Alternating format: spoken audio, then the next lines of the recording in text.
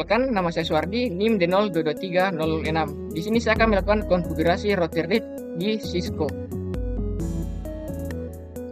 Nah, dynamic router RIP sendiri merupakan metode routing dinamis yang sangat cocok digunakan untuk jaringan skala kecil. Karena sifatnya yang dinamis, maka kita tidak perlu menentukan rute yang akan dilalui saat mengirim data. Karena routernya akan berkomunikasi satu sama lain untuk menemukan jalur terbaik menuju tujuan. Di sini saya akan melakukan konfigurasi dengan dua router. Akan dua router, saya pakai switch. Nah, karena nantinya saya akan menambahkan klien memberikan IP kepada klien melalui dengan cara DHCP, maka saya akan menambahkan perangkat wireless dan perangkat smartphone. Bisa juga tambahkan komputer sebagai klien dan di klien kedua. Lalu kita sambungkan dengan kabel. Untuk router dengan router kita sambungkan dengan kabel cross. Dan sisanya kita pakai kabel strike. Nah, untuk pemilihan interface-nya harus juga kita perhatikan karena pada saat konfigurasi di CLI kita akan memanggil interface tersebut.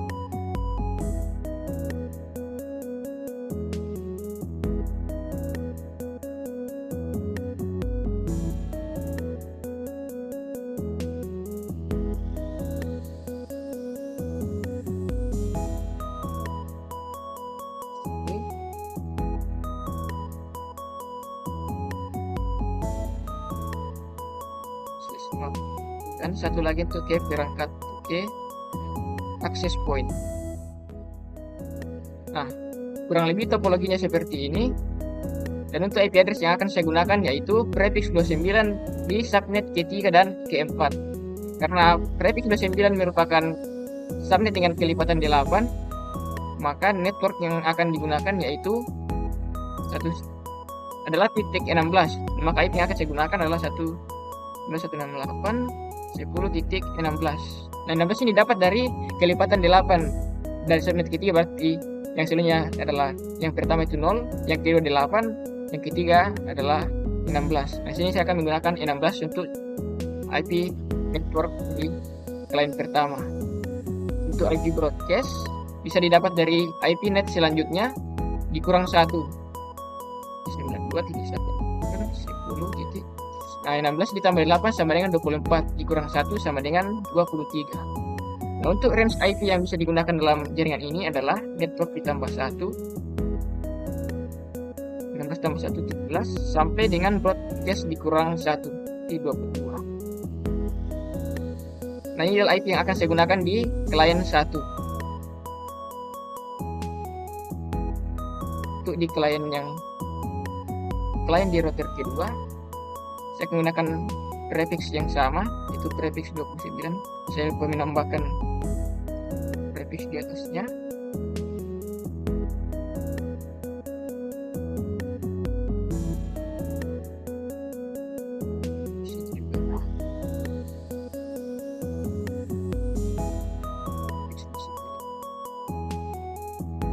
Nah, subnet keempat dari prefix 29 adalah kelipatan 8 sebanyak 4 kali, berarti 24. Broadcastnya adalah IP selanjutnya dikurang 1, berarti 32 kurang 1, 31. Dan range yang bisa digunakan yaitu 24 tambah 1 sama dengan 25 sampai 31 kurang 1 sama dengan 30. Nah, ini adalah IP yang akan kita gunakan sebagai IP di klien. Nah, karena saya menggunakan dua router, maka saya membutuhkan IP tambahan sebagai komunikasi router. Saya akan menggunakan network dari prefix 30 saja untuk menghemat IP address 192.168.100.0/30. Ini adalah IP net. Untuk IP yang akan saya gunakan di routernya adalah 192.168.100.1. Untuk di router kedua, karena networknya harus sama, maka saya akan menggunakan IP yang sama tapi IP-nya yang titik 2. Nah, kurang lebih topologinya seperti ini. Karena kita sudah menghitung IP address yang kita pakai, maka sebenarnya kita ke konfigurasi CLI-nya. Di sini kita ketikkan no enable configure terminal. Nah, di sini kita panggil interface yang kita gunakan di router tadi. Yang pertama itu interface gigabyte 0/0/0. Lalu kita tambahkan IP dengan perintah IP add. Nah, IP yang kita tambahkan di sini merupakan IP yang di sini. IP untuk router. Jadi 192.168.100.1. Kita masukkan subnet masknya. Karena ini adalah prefix 30, maka yang di belakang adalah 252. Lalu kita, agar interface-nya tidak mati, kita tambahkan perintah no shutdown. Bisa disingkat NSH saja. Lalu kita exit. Nah, lanjut ke interface untuk klien. Dengan cara yang sama kita panggil interface-nya. Yang membedakan adalah angka di belakang ini. Nah, jika router adalah 0/0/0, maka untuk klien adalah 0/0/1. Ini didapat dari pada saat kita menyambungkan kabel saat membuat topologinya tadi. Kita enter, kita tambahkan IP 168. Nah, karena REST IP yang bisa digunakan adalah 17 sampai 22, maka kita gunakan yang titik 17 saja. Kita masukkan subnet masknya 248. Kita juga masukkan no shutdown agar interface-nya tetap menyala. Kita exit.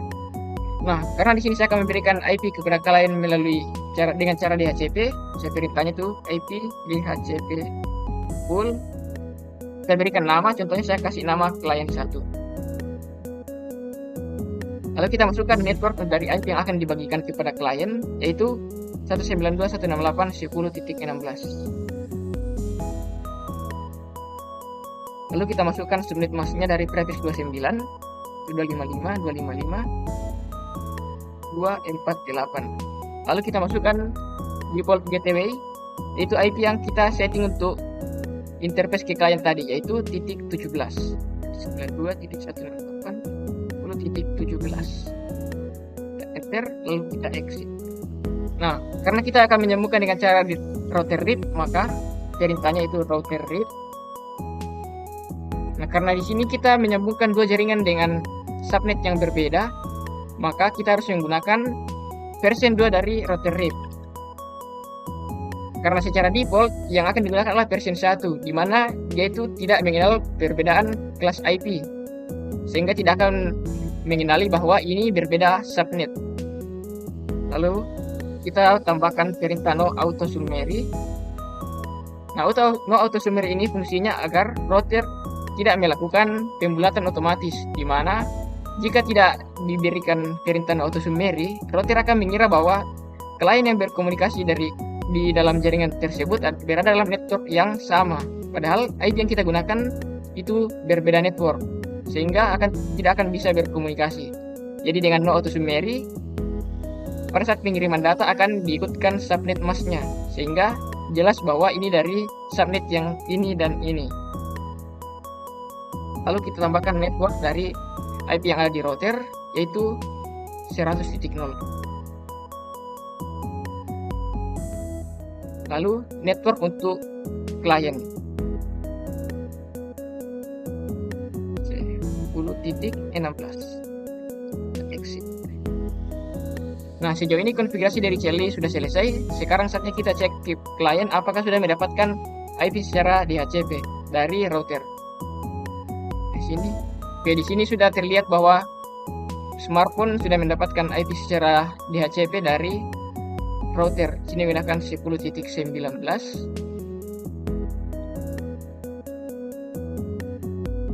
Untuk smartphone yang satunya kita cek. Nah, di sini sudah mendapatkan IP yaitu 10.18. Jadi klien di router 1 ini sudah mendapatkan IP secara otomatis dari router.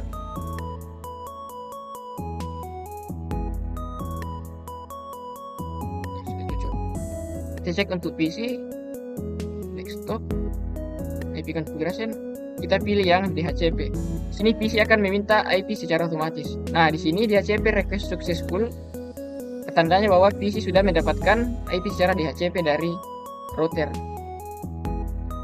IP yang di sini adalah 192.168.20. Nah, karena konfigurasi di router 1 sudah selesai, maka kita pindah ke router kedua dengan cara yang mirip saja dengan yang tadi, cuman perbedaan IP address saja yang kita gunakan.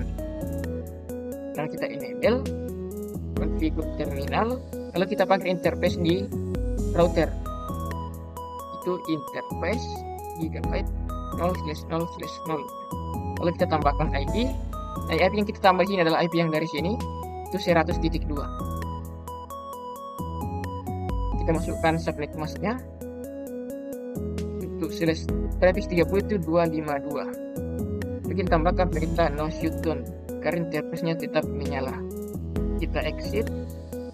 Lalu kita panggil interface untuk ke client. Itu 0/0/1. Kita tambahkan IP. Dari sini range IP yang bisa digunakan yaitu 25 sampai 30, maka yang kita pakai sini adalah 25. 10.25. Kita masukkan subnet mask dari prefix 29 yaitu 255.248. Enter. Kita masukkan perintah no shutdown. Next. Nah, sama seperti tadi, saya ingin klien yang dalam router 2 ini juga mendapatkan IP secara otomatis. Maka saya akan melakukan setting DHCP dengan memasukkan perintah IP DHCP full. Kita berikan nama misalnya klien 2. Nah, kita masukkan network dari IP yang akan kita bagikan yaitu 192.168.10.24. Kita masukkan subnet masknya 248. Enter. Untuk default gateway-nya kita masukkan IP dari yang sudah kita konfigurasi di gigabyte 0/0/1 yaitu .25.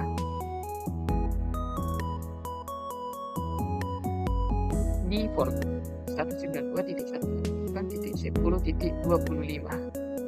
Ya, kita exit. Nah, kita juga setting router read untuk router kedua dengan cara yang sama dengan yang tadi. Router read menggunakan version 2, no auto summary. Lalu kita masukkan network dari IP yang kita gunakan di router. Yang pertama itu 100.0 dan 10.24. Kita ketik net 192.168.100.0. Enter. Lalu net untuk klien yaitu 192.168.10.24. Exit. Nah, konfigurasi router kedua juga sudah selesai. Sekarang kita cek kliennya, apakah sudah bisa mendapatkan IP secara otomatis. Nah, di sini DHCP request successful, sudah mendapatkan IP 192.168.10.26. Dan untuk PC yang satunya lagi, kita cek DHCP. Nah, DHCP request successful. Jadi sudah mendapatkan IP, yang satunya mendapat .26 dan di sini .27.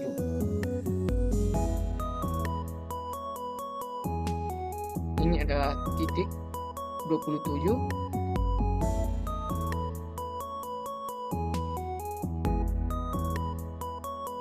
Dan yang ini adalah .26. Oke, kita tuliskan supaya gampang dilihat.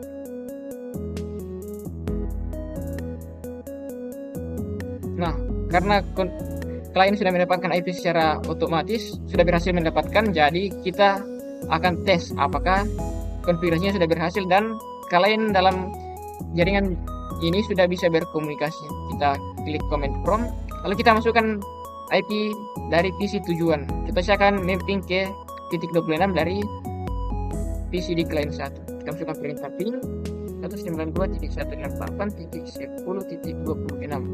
Enter. Kita tunggu beberapa saat. Nah, di sini sudah berhasil reply from. Request template yang pertama memang sepertinya bawaan, karena saat pertama kali jalankan pasti akan ada terus. Nah, terlihat bahwa PC dari klien 1 sudah bisa berkomunikasi dengan klien kedua. Kita tes juga dari PC di klien kedua ke klien 1. Cara yang pertama kita ping, misalnya kita akan menghubungi IP dari smartphone, yaitu titik 18.